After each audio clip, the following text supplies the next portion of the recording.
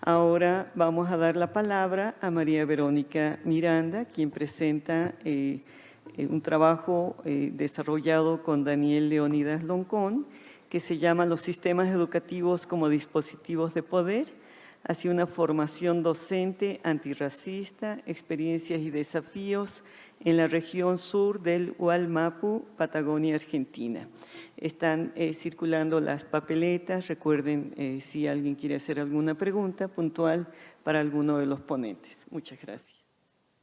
Pues adelante, María Verónica, bienvenida.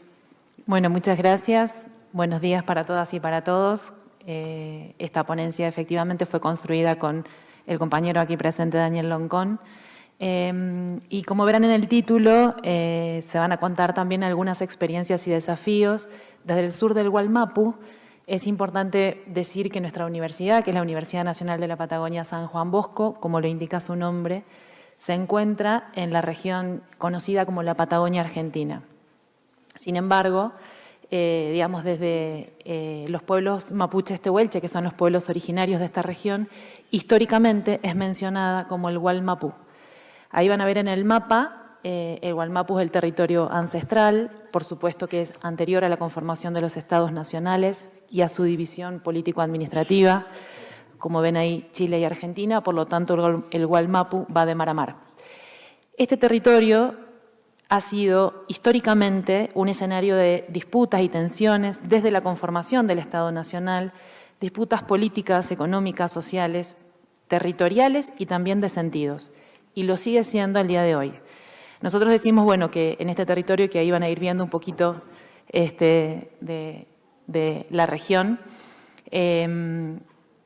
el momento de la expansión y la consolidación del Estado Nacional, hubo un intento de genocidio, y esto se hizo a través de diferentes tipos de violencias. Por una parte, digamos, la ocupación militar del territorio, pero también, por otra parte, a partir de la construcción y penetración ideológica que fue dando lugar a un sistema de legitimación de estas violencias y también a la construcción de las identidades afro e indígenas de una manera devaluada, de una manera inferiorizada. Creemos que esto es importante decirlo porque sobre esta base ideológica racista es que se construye después todo el complejo institucional del Estado Nacional en términos políticos, económicos, sociales y también los sistemas educativos. Y en línea de continuidad vemos cómo hay ciertas cargas de sentido negativo, digamos, que se reproducen dentro de los sistemas de educación y que impactan en la interacción social en la comunidad educativa, pero que también reafirman dentro de la representación social y de la estructura social determinados lugares desvalorizados, devaluados de los pueblos indígenas y afrodescendientes. Nosotros decimos que lo que se produjo fue una filosofía del desprecio, como dice Chucho García, y como bien comentaban en ponencias anteriores e Irma en su buenísima conferencia inaugural, en nuestro país, hasta mediados del siglo XX, las lenguas indígenas estaban prohibidas dentro de los sistemas educativos. Miembros de la comunidad mapuche tehuelche con los cuales trabajamos nos han contado cómo, por ejemplo, les golpeaban las manos o se establecían otras formas de maltrato físico o psicológico para aquellas personas que hablaban su lengua materna. Y cabe destacar que a pesar de la reforma constitucional de 1994 en nuestro país, que reconoce la preexistencia étnica y cultural de los pueblos indígenas, aún hoy, como bien decía Irma, la existencia y la realidad del desarrollo de las lenguas y de los idiomas indígenas en las instituciones educativas es inexistente. También cabe aclarar que en la reforma constitucional de 1994, por ejemplo, se incorpora este reconocimiento a la población indígena, pero hay un silencio de radio en relación a la población afrodescendiente. Bueno, a pesar de que la ley 26.852, que es la ley de las afrodescendencias en Argentina, en conmemoración de María Remedios del Valle, insta al Ministerio de Educación a impartir conocimientos que tengan que ver con la recuperación histórica de la diáspora africana y los aportes que hace la cultura Argentina y de las afrodescendencias en nuestro país, y esto también es inexistente. Bueno, otras formas de violencias que también, digamos, sucedieron en nuestro país era el cambio de nombres de las niñas y los niños que eran expropiados de sus familias y que eran criados y criadas o bien en el seno de familias argentinas o bien en instituciones religiosas, internados, ¿no? Y creemos que esto también forma parte del proyecto etnogenocida, digamos, como línea de continuidad después de las violencias físicas. Todas estas violencias, digamos, constituyen una vulneración de derecho en las infancias. Digamos, hay un circuito de derechos vulnerados, pero también una violación fuerte al derecho a la identidad.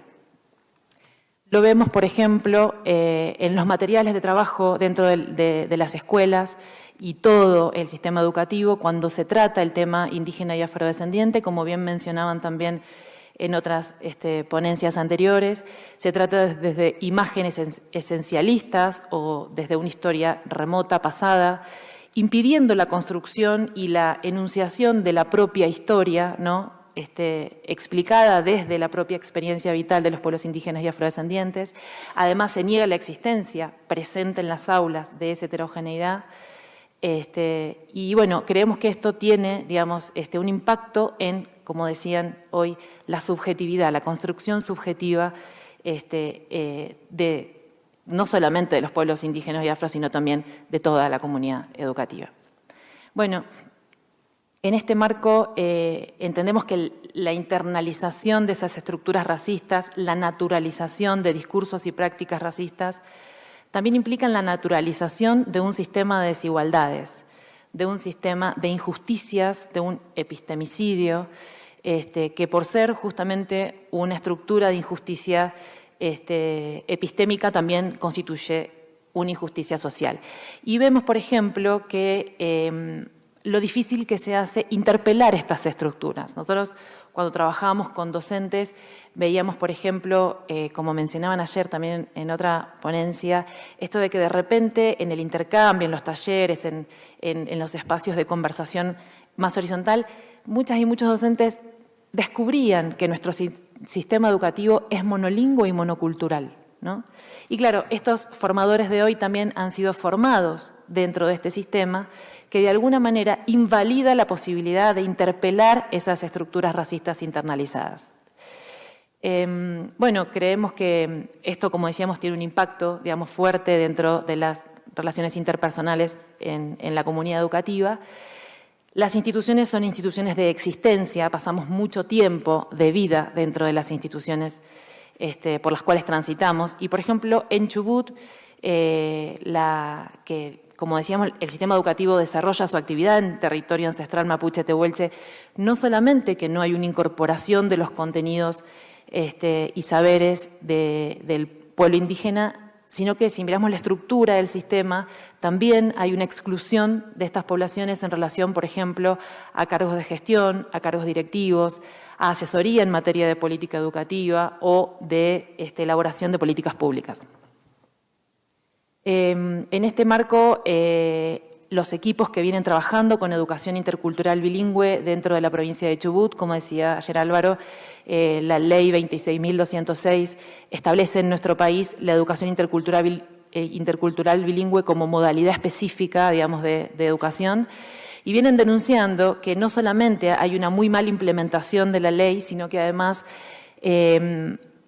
temen que esto se convierta en una estrategia del Estado que bajo, digamos, la fachada del multiculturalismo reproduce, digamos, toda una práctica histórica de asimilacionismo, integracionismo y epistemicidio. Bueno, con la intención de generar estrategias, digamos, que puedan colaborar, digamos, en la transformación del sistema y acercar, digamos, las visiones de los equipos de trabajo. En el año 2019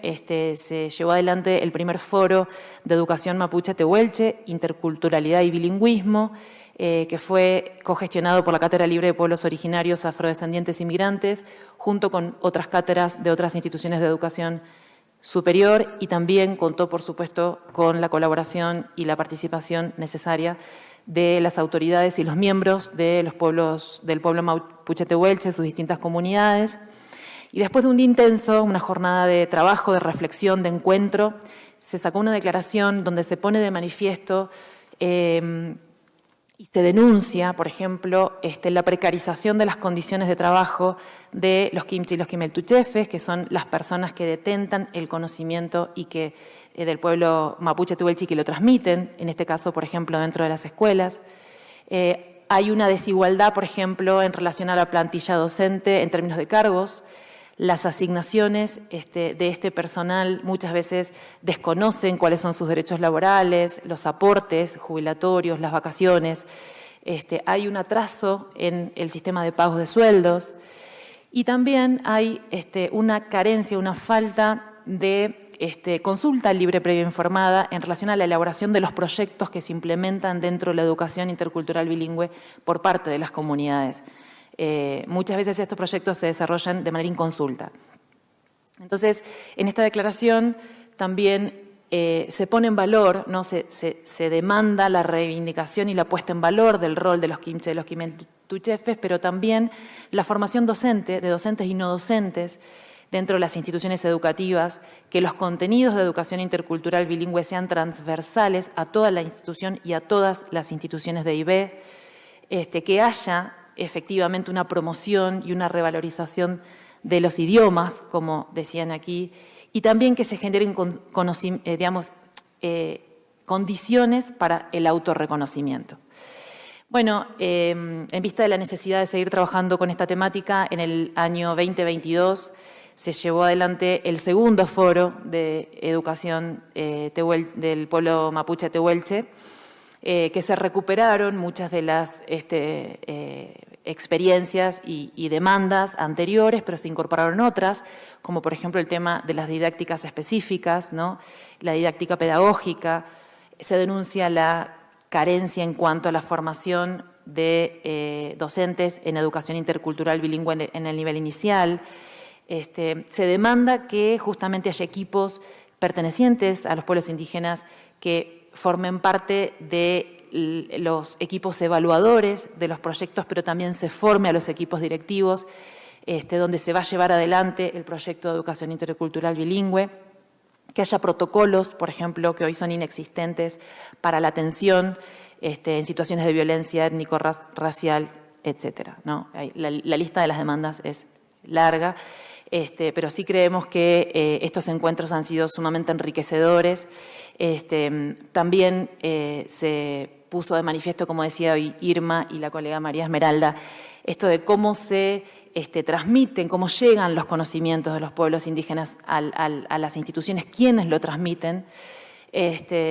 Y bueno, decir que nuestra provincia, la provincia del Chubut, tiene el 8,7% de la población que se autorreconoce pertenecer a pueblos indígenas, es por lo menos el último dato que tenemos y es de la provincia con mayor población indígena de la Argentina, y que hace un tiempo los activismos, los movimientos sociales indígenas y afro vienen tensionando también la relación histórica que tienen con el Estado en sus prácticas paternalistas, muchas veces opresivas y represivas,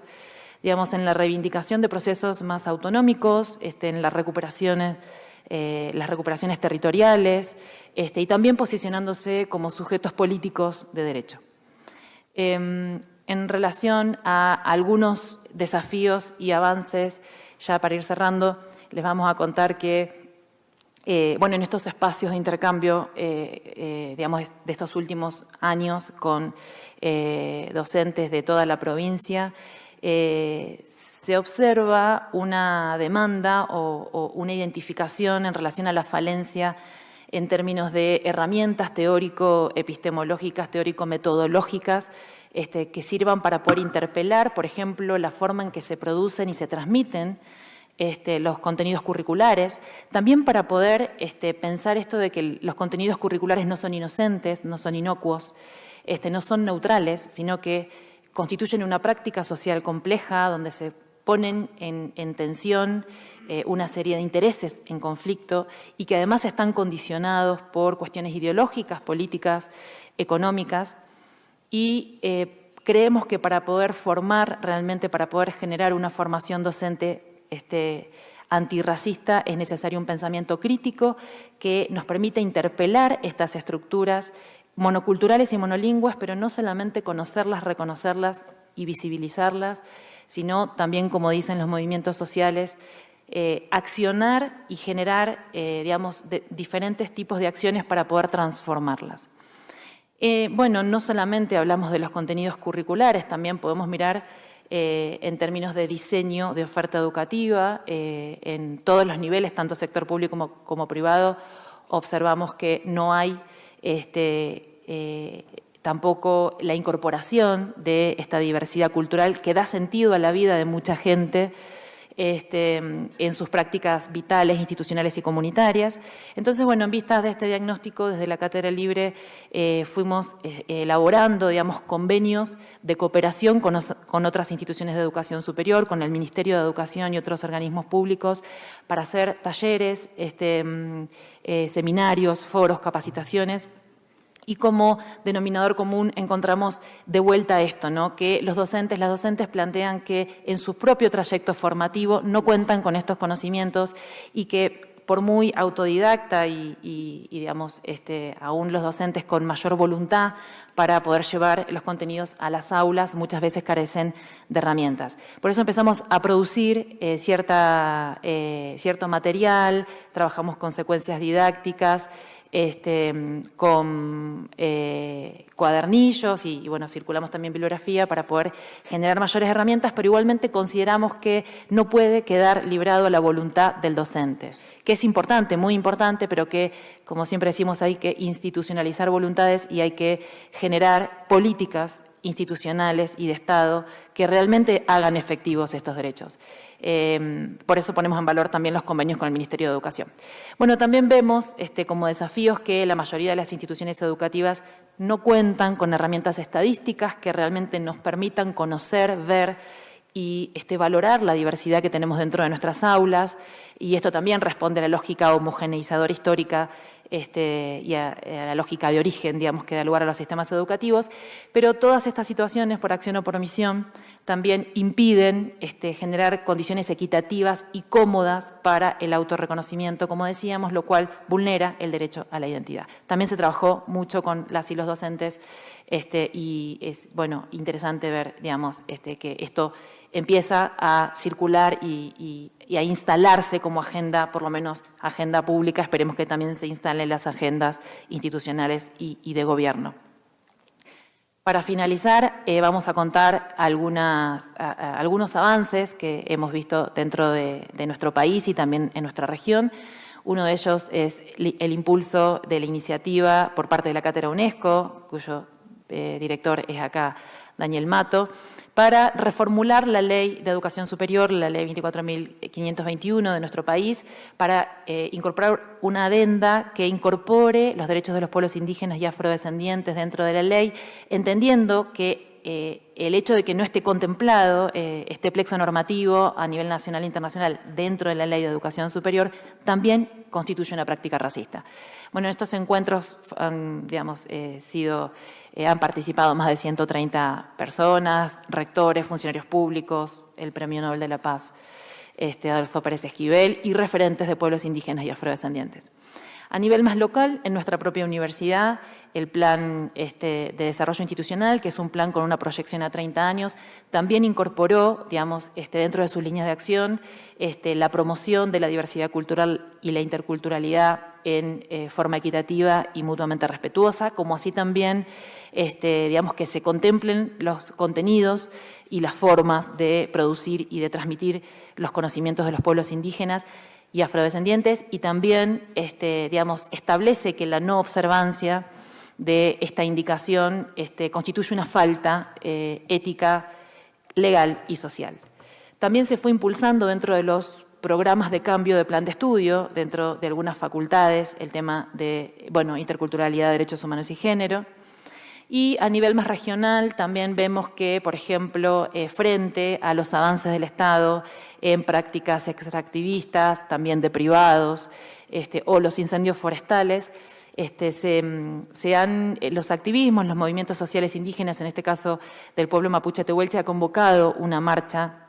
que ha tenido una adhesión muy grande, que han participado los más de 36 pueblos-nación que hacen parte de nuestro territorio a lo largo y a lo ancho, y han marchado hacia Buenos Aires a exigir al gobierno nacional que se reconozca el terricidio como un crimen de lesa humanidad, ¿no? En un sistema donde las poblaciones son poblaciones de sacrificio y en un modelo de producción que no se sostiene. Entonces también entendemos, como mencionaba ayer Álvaro, que los movimientos sociales y los activismos también constituyen digamos, agentes educadores, agentes socializadores y que son, digamos, aliados estratégicos hoy para poder pensar y construir instituciones verdaderamente inclusivas, verdaderamente democráticas y verdaderamente equitativas. Muchísimas gracias.